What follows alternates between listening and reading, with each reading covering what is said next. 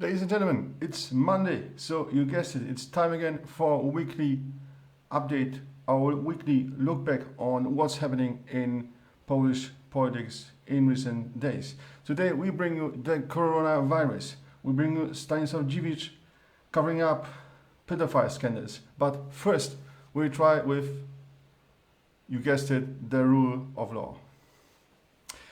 It looks like this European Union flag is shaping up to be a common element of our weekly updates, and I presume it will stay like this at least until the EU summit on December 10th and 11th.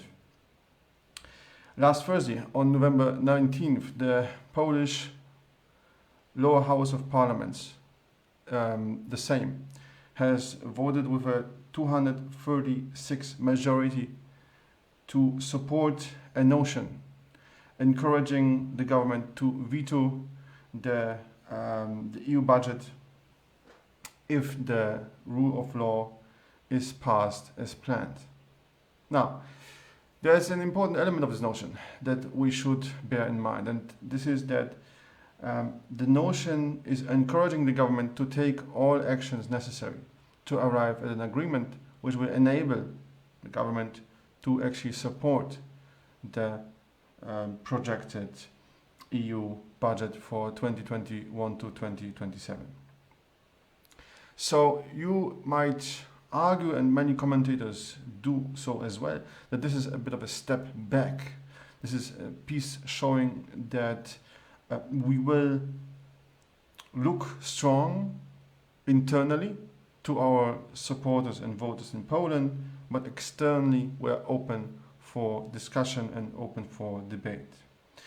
It looks like the PiS government has realized how drastic and disastrous the effects of not passing the EU budget and not being part of the coronavirus pandemic recovery fund would be to an economy shapen as much as the Polish one is currently, mostly thanks to all the lockdown measures put in place by the government, but also due to the overall economic situation throughout the European Union and globally.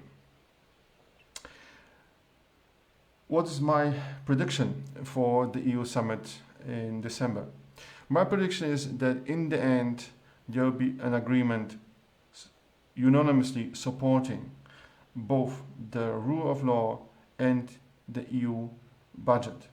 However, the Council will need to adapt to these requests, especially from Poland, and we need to adopt certain measures to define in a more precise way how the rule of law will be applied. And there are actually three scenarios that are now on the table. One is that the Council will ask the European Supreme Court to take a ruling on whether those rule of law agreements are in line with the EU treaties. The second one is, or the second possibility is that the Council will limit the rule of law only to the financial support in the new EU budget. And the third avenue is that the Council will adopt another notion, another amendment to the rule of law agreement that would specifically say in which situation, in which circumstances the Commission will be allowed to act in accordance with the rule of law agreement. I do hope that the European Union will remain a union of values. I do hope that the rule of law will be used to prevent the PiS government from impacting and destroying actually our judiciary branch. And I do hope that all the movements which are attempting to restore the separation of powers in Poland will get a big boost thanks to this rule of law agreement. Let's hope that the European Union will not disappoint us. Now, the next topic is certainly at least as grim and disturbing. It's about pedophile scandals in the Catholic Church. Poland is very much behind other majority Catholic majority countries, like for instance Germany or the United States, where the Catholics have a majority in the United States is debatable, but they certainly have a lot of followers there. In terms of uncovering pedophile scandals, we still haven't put in place the right schemes, the right procedures to put in place any compensation measures for victims of pedophiles of the Catholic Church. We still haven't put all those criminals who were committing such deeds to justice. So we still have a very, very long way to go. And unfortunately, Stanisław Dziwisz, who was one of the closest friends and colleagues of Jean-Paul II, has been accused of covering up and protecting at least 6 pedophiles. There was a new journalistic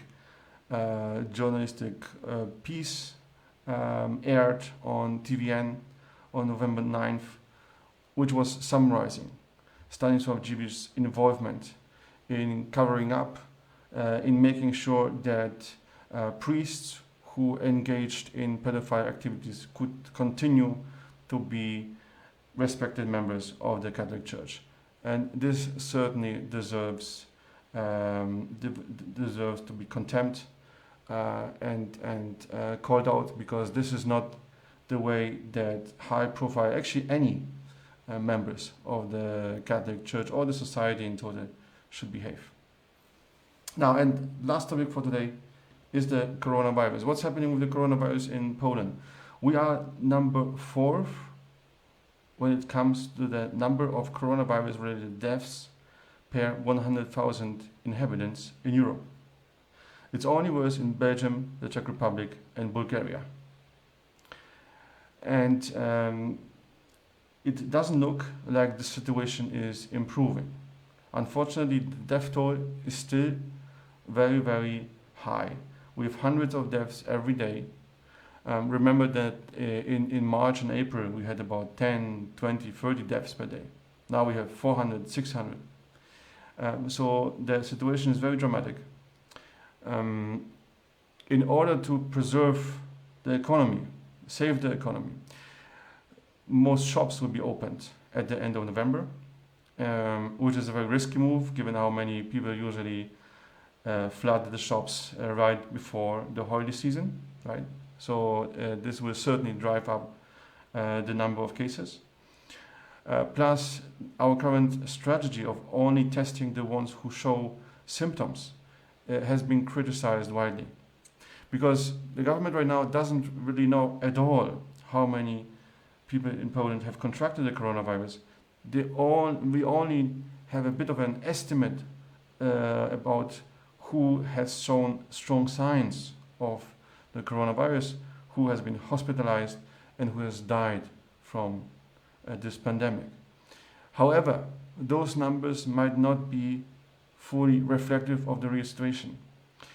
There are certain investigations that are showing that there's about 20,000 deaths on top of the regular death toll starting at the beginning of October. So since October the 1st, roughly 20,000 Poles more have died this year compared to last year.